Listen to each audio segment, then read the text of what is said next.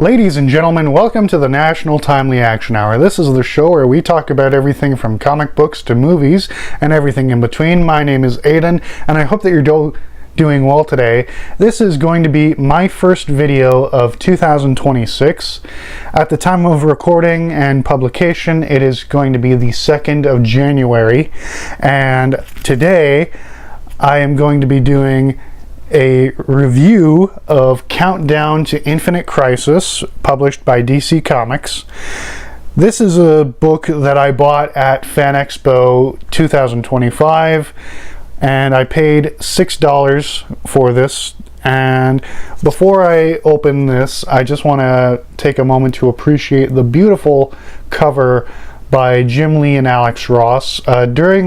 If you haven't already seen it, I did a video talking about the things that I bought at Fan Expo last year, and I speculated how I knew that Jim Lee had drawn the cover, but I thought, oh, he was probably invoking an Alex Ross style. Lo and behold, whilst doing research for this video, I learned that it was drawn by both Jim Lee and Alex Ross. I believe Jim drew it and Alex inked and colored it. So that makes a lot more sense looking at it. We have a lot of different heroes on the cover, and spoilers ahead. So if you want to read Infinite Crisis and its lead up, go ahead and read it. It's great, but suffice it to say, I really enjoy it, and I recommend that you buy it and read it for yourself. As with everything that I talk about on my channel, be it video games, movies, TV shows, comic books, etc., etc. So I'm breaking open the seal, even though I already did that when I read this, but I really like how big this is. This is an 80-page giant-sized issue, and here we have the back with an advertisement for a Lord of the Rings themed Trivial Pursuit. Now, when this was originally published in 2005, it cost $1.99 US and $2.75 Canadian. And we have the website address, www.dccomics.com. But yeah, so this, I don't know precisely all of the details, but from what I understand, when DC Comics decided that they wanted to do a story called Infinite Crisis, whilst Jeff Johns finished writing it and Phil Jimenez and Jerry Ordway finished drawing it, they decided, okay, we need a few miniseries to help lead into this event, rather than just plopping people in the middle like we've done in the past, which I appreciate, but it just gives people more things to buy, which in turn gives DC more money, which is why that's the main driving force, aside from, actually caring about their readers back in the day.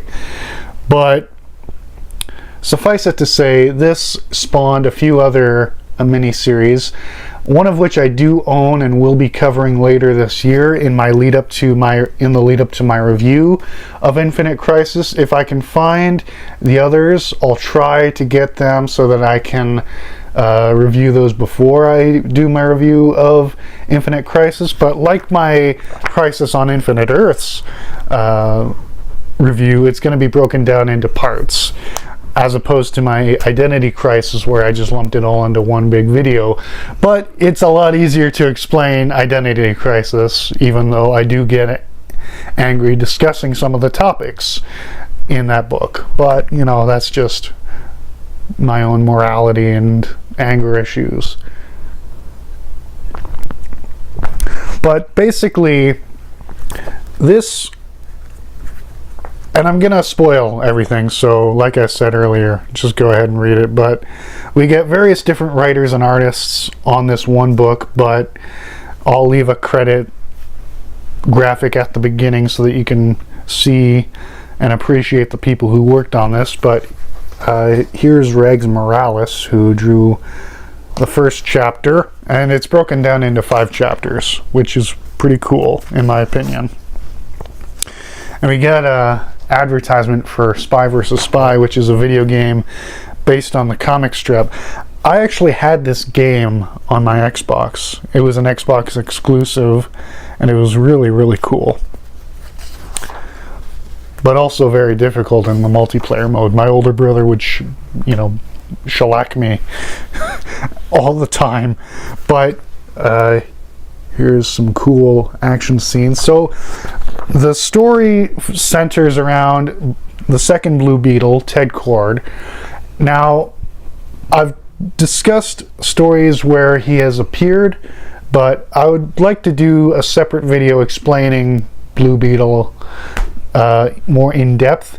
But this is one of the defining moments for Ted Cord, the second Blue Beetle, because it sees him uncovering this conspiracy that has been collecting information about the various different superheroes in the DC universe, and it has been compiling information about their secret identities, about their weaknesses, about their loved ones.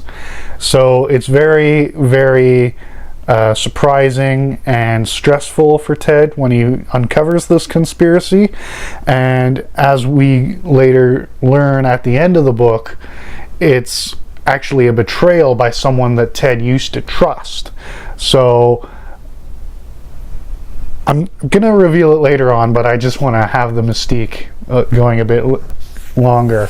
So we see Ted trying to get help from the various different superheroes, but they don't take him seriously, except for his best friend Booster Gold, because Michael John Carter, aka Booster Gold, is a man from the 25th century who traveled back in time and became a superhero with futuristic battle suit as his powers. And we also learn that his robot companion Skeets was destroyed, and Skeets' data is used to help with the conspiracy. But he asks Superman, Batman, Wonder Woman, Green Lantern, Martian Manhunter, anyone he can find, he asks for their help, but they don't believe him, except Wonder Woman. But that's because she's like, I trust that you can deal with this on your own, but please report back to me. In the meantime, I've got other things to handle, like, Cheetah or Dr. Psycho. I don't know specifically what she had to deal with, to be quite frank with you, but she had her own things to do. But she did believe Ted, which is, thank God, in character, because I love the post-crisis era, but during this time, there were various moments throughout the era where heroes like Superman, Batman, Wonder Woman, and others acted out of character. Thank God Diana is in character at this point, but in the subsequent stories leading up to Infinite Crisis, she won't, which makes me upset. But Infinite Crisis is still a well-written story with beautiful artwork, as is this, in my opinion. Art is subjective, I know, but I think it looks spectacular. But after this, he has this conversation with Diana after he was attacked, or his Scarab ship was destroyed. So he has to use his previous model. And also, since Ted Cord is a businessman who makes gadgets, his company is bankrupted because of the conspiracy trying to cover everything up.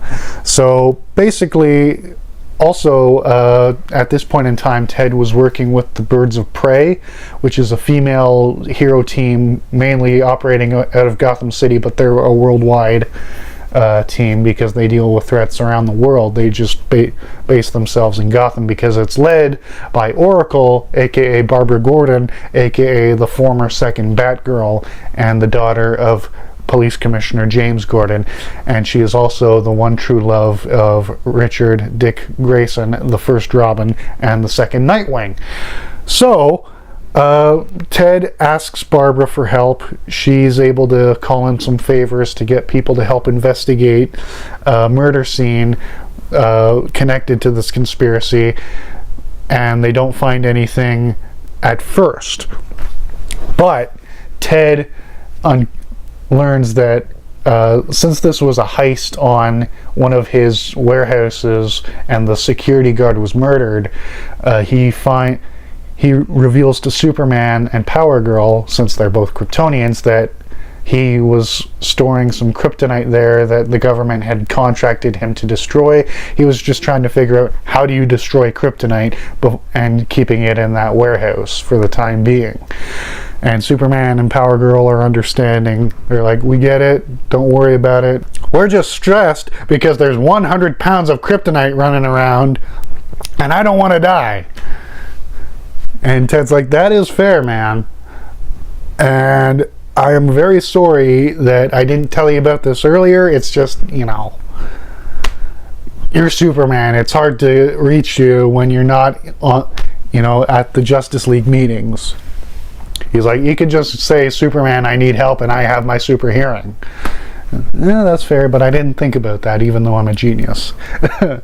But, so they are looking for the kryptonite, and in the meantime we see who stole the kryptonite, which is a new version of the secret society of supervillains, and they're led once again by Alexander Luthor, aka the greatest criminal mind of our time. So Lex is like, okay, I need you guys to go get the kryptonite, and I need you guys to help with my machinations to take over the world. And Calculator, you organize things because I am too busy to do that because I got other things going on. I got schemes upon schemes upon schemes. And this is in the time after Luthor had been President of the United States of America, and it was revealed that he was actually evil because post-crisis Luthor was a corrupt businessman who was evil but behind closed doors, and then he became president, and then it was revealed after he was impeached that he is a supervillain, even though Superman had been saying for years, hey, this guy's trying to kill me, but he just couldn't prove it. But when the public saw the president on live television trying to kill Superman, that's when you realize, oh, maybe I shouldn't have voted for the supervillain, but Anyway, so since Luthor is in his evil era, he is doing schemes upon schemes upon schemes as per usual, just more overt, and he's got the society dealing with the heavy lifting and the legwork. But they stole the kryptonite, obviously, so Luthor can kill Superman and Power Girl. And this was also around the time that reintroduced Supergirl post-crisis, because there is the Matrix Supergirl, who is an alien disguised as Supergirl. Then there's the different version of Linda Danvers, because pre-crisis Supergirl's secret identity was Linda Lee Danvers, but then there's a different version post-crisis. But finally, around this time, we get the real Kara Zor-El of Earth 1, because Kara Zor-El of Earth 2 is Power Girl. It's a whole thing. But since Supergirl's back in action, some kryptonite chunks came with her rocket ship, and that is why Luthor wants it, so he can kill her and Power Girl and Superman and Superboy and rule the world. But the Calculator, who's doing all of the managerial stuff, is sending out the Madmen, who are classic Blue Beetle villains, to distract Blue Beetle while they get away with the loot, which is that page I showed you earlier. But suffice it to say, all of this is being orchestrated, except for the Luthor part, although, you know, there is some involvement, but all of this nonsense is being orchestrated by none other than Maxwell Lord IV, a man whom Ted once called friend. Now, Max is this guy who is a businessman who comes from a long line of douchebags, and he has he's a hypocrite because he has telepathic abilities, but he's like, no, I'm a human being. I'm orchestrating all of this so that Earth can be for the humans again. We're gonna make Earth great again. Although that's more of the New 52. Later on, that version, that idea would be passed on to the New 52 version of Luthor, but Maxwell Lord did it first post-crisis. So we're gonna make Earth great again. We're gonna get rid of all the superhumans. I don't like them. I wasn't on the Epstein files. It's a hoax. We're gonna deport all of the Kryptonians back to the rubble, and we're gonna make Daxam pay for it. They're eating the super dogs. They're eating the super cats.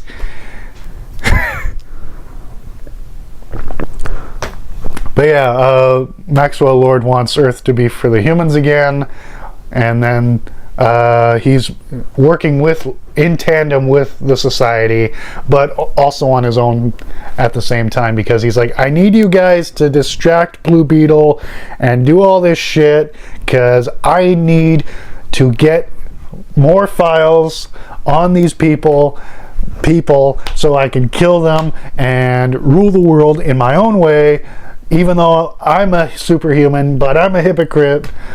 Yeah. So Blue Beetle figures this out. He goes to Maxwell Lord's castle in the Swiss Alps, as you do, and Maxwell tries to convince Ted to join him, and Ted's like, nuh-uh. Quote, according to your computer, I'm a dead man already. Doesn't seem to me like I have much of anything left to lose. My voice doesn't crack. Barbara would be impressed. The BB gun is non-lethal. Max knows that. I wait for him to call my bluff. This ends. Also, Max is working with the organization Checkmate, which is the government organization for whom Amanda Waller, my least favorite comic book character, works for, aside from Deathstroke the Terminator, but that's for entirely different reasons. But it ends with Max blowing Ted's brains out and saying, this is a priority Black King command to all directorates. Set Brother 1 to autonomous control. Activate Project OMAC. It's time to save the world from itself. So this leads directly into a mini-series called the OMAC Project, which is another part of the Countdown to Infinite Crisis. But we learn here that this is hijacking a satellite created by Batman called Brother Eye, which monitors the superheroes, because at the end of Identity Crisis, Bruce learned that Zatanna had wiped his memory of them wiping Dr. Light's memory, and they wiped his memory because of what he did to the elongated man's wife, Sue. Check out my review of Identity Crisis to see how I feel about that. But Maxwell Lord commandeers Batman's satellite and Also, OMAC is a callback to a Jack Kirby creation from the 70s when he moved to DC after being dissatisfied and screwed over and shafted by Marvel and Stan Lee, where he was like, okay, what if, bear with me, one-man army corps. One guy who's a one-man army because he's that powerful.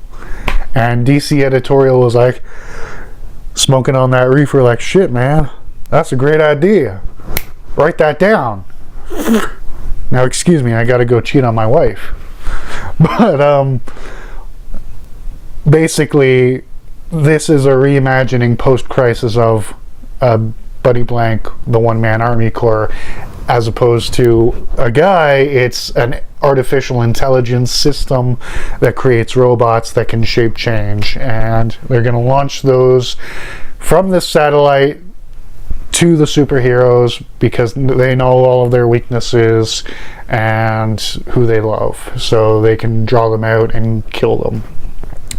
That's the gist of it. Long story short, it's very well written and very well drawn, in my opinion. We get various different artists and writers working on it.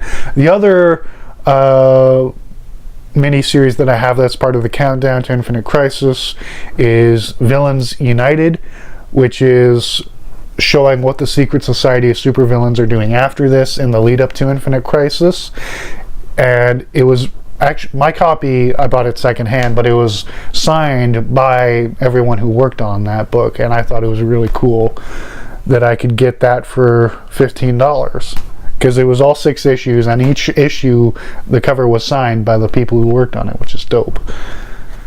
And here we have a moment, I'm just going to flip through and show you some of the artwork. Here we have a moment where Ted speaks to the wizard Shazam and asks him where to find Captain Marvel because he needs help.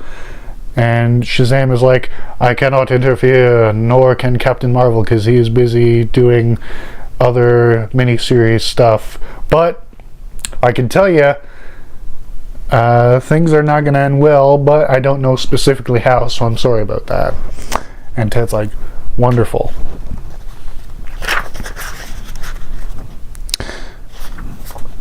And